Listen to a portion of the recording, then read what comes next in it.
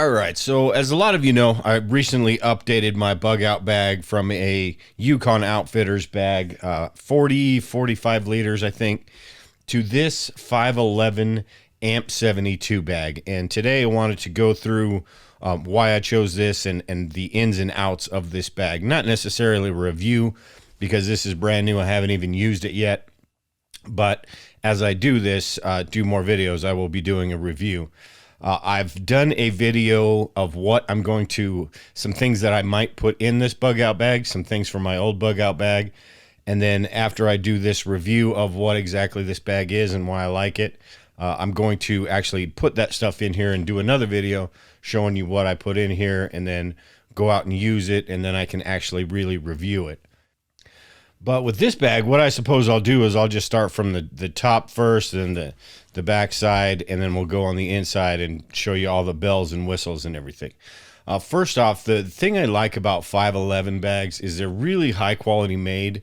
The material they use, the stitching, the zippers, everything in these is just really high quality. So you're not going to have to worry about, in an emergency situation when you need something to work 100%, you don't have to worry about it with these 511 stuff. They're really, really quality made. And I know there's a few other companies that really make good stuff as well, but I really like 511 stuff.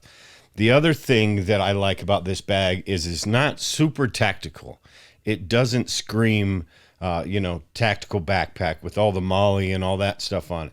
This has basically got this hex grid, which I'll explain. And it looks like something you can carry it from the side with this handle right here, so it could be carry-on luggage. You've got a handle on the top up here. It looks like something, if you're walking around downtown, you're not going to throw up any red flags. If you're walking anywhere with this thing, hiking, doing stuff like that, you're not going to throw up red flags. That's what I like about it. And it's got all the functionality that I would need that comes with the MOLLE system as well. So on this, you've got this front panel right here. First, you've got the this Velcro right here. You can throw a patch on if you wanted to. In this pocket right here, this is actually a concealed carry pocket. I don't know that I would be using it for that in normal times, basically. Even in some sort of disaster situation, I'm probably going to have it on my hip. But and this is the hex grid system, and this is put on there with Velcro. You can see that's Velcro behind there. And what you can do with this, you can either use this hex grid system for, say, a pouch like this, and just throw these loops through here. So it's MOLLE compatible, basically. You can put it at any direction you want. So you can put it straight up and down. If you want it to the side so you can grab it quick access, you can do that. You can put it diagonal, however you want. So that's that little hex grid system. If you didn't want this on there, because I've got a couple other pouches I might put on there. Haven't decided where I'm going to put them yet, but if you didn't want this on there, you just take this off. There's two latches down here. If I can get this off.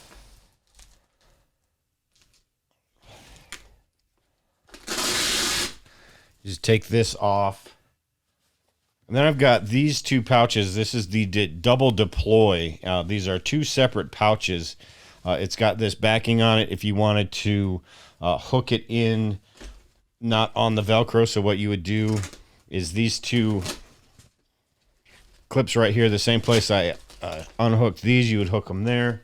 And then your compression straps, you would just use these to put them on there.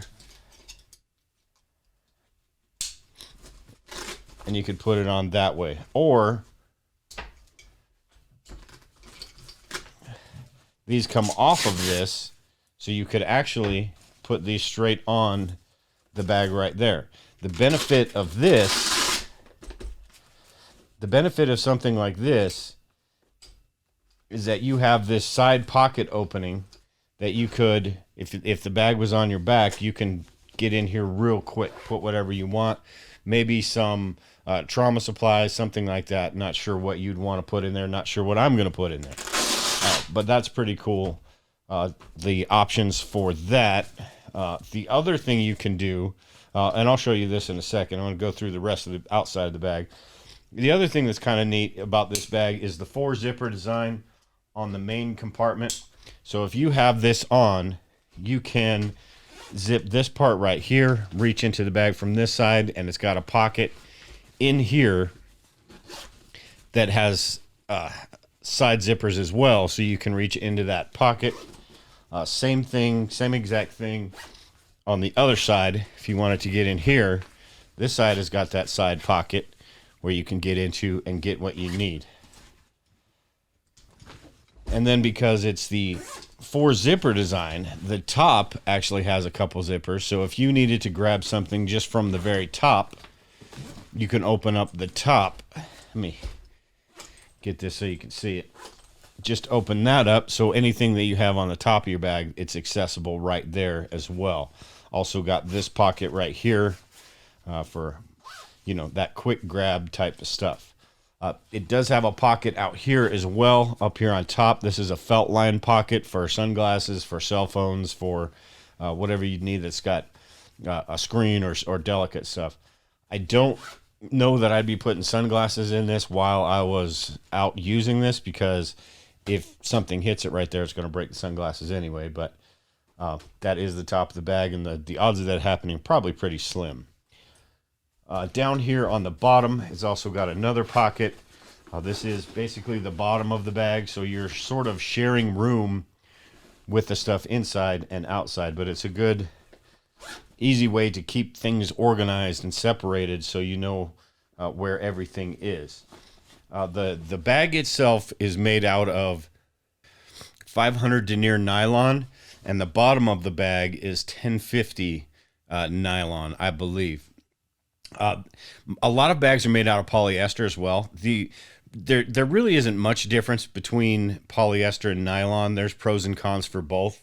Polyester is going to be a little bit more waterproof or water resistant, and nylon is less weight. So I think that's probably why 511 went with the nylon. You can get the same type of thread count with less weight. So it isn't as water resistant, but I figure if I'm in a situation, I'm out hiking, bugging out, doing whatever.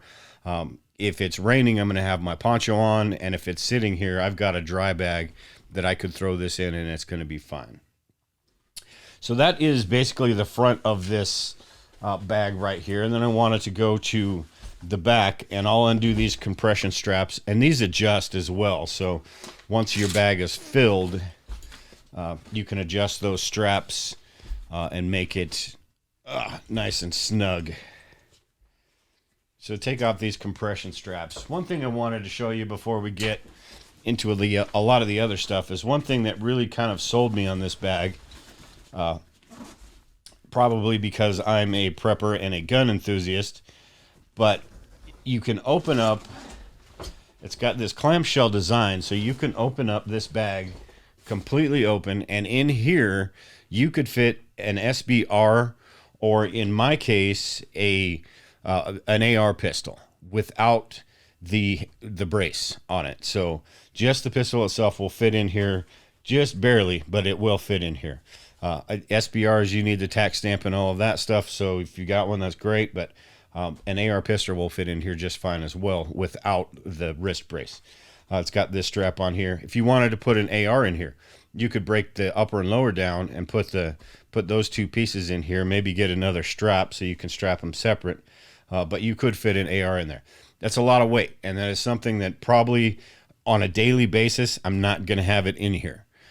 In a SHTF situation or something like that, that would be good to have. Something like this that can conceal this, and you've got it there if you need it. It also has a pocket up here, which is, I just don't know about this pocket. I mean, maybe if you had something really long, but if you put anything in here, it's going all the way down to the bottom.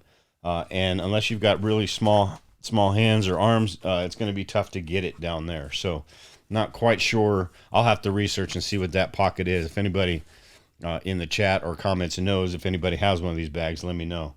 But just a really cool feature, being able to put a short-barreled rifle in there if needed. Let me close this up. All right, so the back here. A couple of things that also sort of sold me on this is this back plate design. This is some sort of neoprene, pretty hard, but soft enough where I think it's going to be pretty comfortable. It's got this contour down here for your back. It's got the shoulder straps with this reinforced. It's a almost breathable material, I suppose, that goes around your neck. And this is just seems like it's really nice. These straps are super strong and padded. The sewing is really good on 511 bags, double stitch in places where it needs it. It doesn't have necessarily the molly type stuff, but it does have these vertical straps, I suppose, so that way you can actually use some of that stuff if you wanted to. It's got the chest strap right here, which is kind of cool. You can actually take these off. If you don't use the chest strap, you can take those off. Down here on the waist strap, it's adjustable. These are padded. There's also a couple little pockets down here. Maybe you want to put a sewing kit in there, or some little stuff that I don't know. It's really up to you. You put little snack stuff that's going to be right in front of you that you can grab when you need it. Inside this back right here, you do have the option for a hydration bladder or a laptop or whatever you really wanted to put in here. This has also got a rigid plate that you could take out if you don't want this to be so rigid and so sturdy. I think I'm probably just going to leave that in there, but that is another pocket. Maybe you can hide something small, thin, flat in there. But this hydration bladder, you can put something in here, and then on the top here, it's kind of hard to see, but this little seam right here where this fold is, that's actually, there's a hole here, and you can put your hose through there from your hydration bladder, keep this zipped closed, and it's on either side, so you can choose which side you want it on. So that's kind of a cool feature. I do have a hydration bladder, and it will probably go in here. So that is the back, and I think we did cover everything on here. So we will go to the inside of this bag now.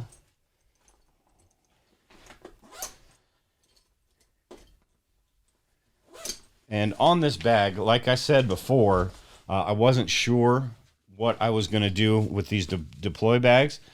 What you can do is with the Velcro, you could stick it right in here inside your pack up top. So what it is, you've got that pocket when you've got this closed and you just want to unzip the top here and that flaps open. You've got this pocket that also has stuff that's right there at the top of the bag. So you could grab that stuff fairly easily.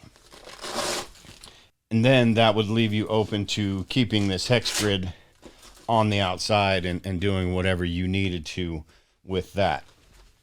Inside, like I said, it's got the two pockets that open from the sides, because if you want to open it, that four zipper technology or whatever it's called, you want to get in from the side right there, you can do that with these pockets. And this pocket goes all the way through, but it's got a little hooks and straps in here. So if you want to put a ferro rod, you want to put a lighter, pens, paper, stuff like that, it's got a key hook on here. You can kind of position everything in a way that, on the left side you've got this stuff, on the right side you've got the other stuff. In the top here, it's got another pocket for a little bit more organizing some of the smaller stuff. It's also got sort of a hidden pocket in here that when you first look at it, you can't really tell.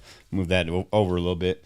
You can't really tell there's a pocket in here, but down here you do have this pocket right here, so you could hide, or maybe hide if somebody really wants to get something, they're going to get into it, but you could hide important stuff back here that hopefully they don't get to. Also inside, so there's a lot of storage space up here.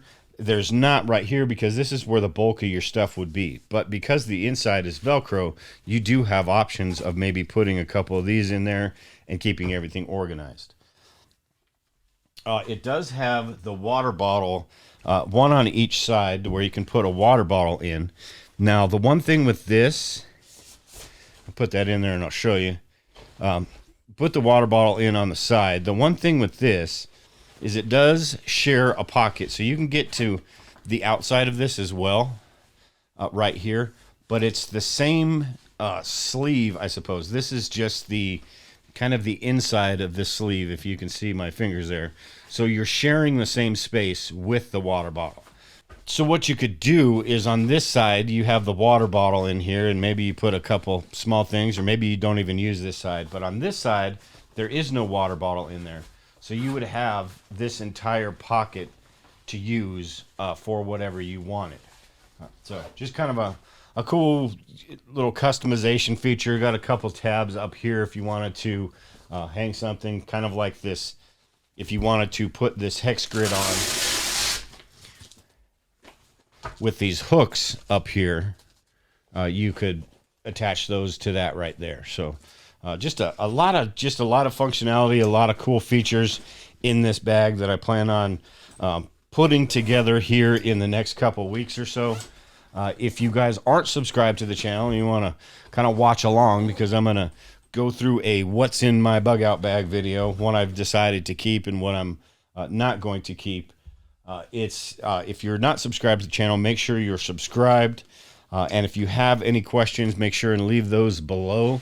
And I will get to those if I can. If you've got any ideas on a cool bug out bag that you like, I know that 511 makes some rush bags that are really popular as well. London Trading Company makes some bags. Like I said, there's probably 5 or 10 really good companies that make bags. I like, for a low-cost budget type bag that's about a little bit more than half the price of this, 3V Gear is also a decent bag that's not going to break the bank. But for $200, what that this one costs, I'm going to be really happy with this bag. And once I get everything put together, I'll get a video out for everyone to go over that. But with that, I think we're done. So take care and prepare. We'll talk to y'all later.